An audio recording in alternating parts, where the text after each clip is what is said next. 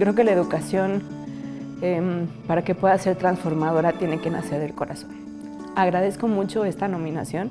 Para mí estar en el aula significa poder ser yo, significa poder militar desde los feminismos y los ecofeminismos, significa que el aula y la docencia sean espacios seguros, sean espacios de encuentro, de desencuentro, de cuestionamiento, que permitan formar en nuestro alumnado personas críticas, conscientes, que todo el tiempo nos cuestionen por qué impartimos clase como la damos, que se pregunten por qué pasa lo que pasa en el mundo, que propongan ideas para transformar y que también propongan soluciones. Dos de mis inspiraciones son Paulo Freire y Bell Hooks. Bell Hooks critica a Paulo Freire, lo cual también es súper interesante, que dice que la educación tiene que ser transformadora, que la educación no debe responder a que uno alumne sea receptor de información, sino que con la información que va construyendo y reciba pueda construir y pueda transformar el mundo. Eso significa para mí el primer día en mi guía de estudio, una de las reglas, cosas que me gusta desarrollar es que el aula sea un espacio seguro, que pueden preguntar abiertamente, que pueden cuestionarme abiertamente, pero que también tiene que haber mucho respeto. Entonces la idea de que el alumnado se escuche entre pares, que haya un respeto con sus pares, hacia mí como profesora y facilitadora, es muy importante. Trabajamos temas sensibles, ¿no? Parto de un reconocimiento de la persona alumna como que puede producir conocimiento, ¿no? Eso cuestiona las epistemologías tradicionales que dicen que no todo el mundo puede construir conocimiento. La ternura radical para mí significa poder brindar este acompañamiento, este espacio seguro, donde al mismo tiempo leamos, seamos críticas de los autores que leemos, ¿no? Y que nos permiten construir mundos más amables, más seguros.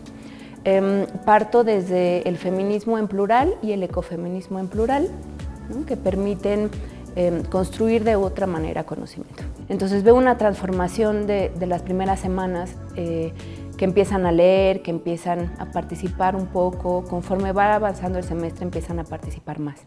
Empiezan a escuchar a sus compañeras, empiezan a tener más dudas, empiezan a construir más en el aula, ¿no? Empiezan como a tener más la necesidad de aprender. Luego me preguntan por lecturas extras, ¿no? A lo que se plantea en la clase, videos extras como material extra. Entonces sí voy viendo cómo va avanzando la confianza, van planteando preguntas más complejas, ¿no? que responden no solamente a un solo factor, sino la realidad es compleja, representa y significa muchos más factores que nada más el género, ¿no? Entonces voy viendo, no es una evolución, sino cómo van, pues sí, siendo más abiertas frente a los temas que vamos presentando y en ocasiones les interpela a sus familias, ¿no? Entonces también hablo que pues las generaciones son distintas, ¿no? Que yo, por ejemplo, cuando hablo con mi papá de estos temas, cómo fue reaccionando y cómo también él se ha transformado, ¿no?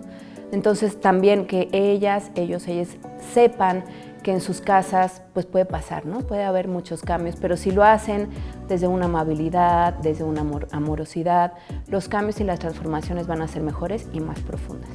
Hace poco fui lectora suplente de un examen doctoral y encontré que justamente los alumnos, y hablo en masculino, que habían tomado la clase de género y medio ambiente y en ocasiones la optativa de ecofeminismos, en el análisis que había hecho este doctor, decía que eran mucho más conscientes, eran mucho más sensibles, tanto con sus pares, además de reflexionar en torno a su propia masculinidad, la masculinidad en general y como el contexto actual de violencias en México y a nivel internacional. Eso pues me llenó de orgullo, ¿no? Saber cómo pues sí hay un impacto directo, ¿no? De cómo reaccionan frente a alguna injusticia, ¿no? Y cómo proponen y no se quedan solo en la parte teórica, sino van más a la parte práctica, ¿no? Lo titularía como la docencia y el aula como espacios seguros que caminan hacia la transformación y hacia la autonomía con ternura radical.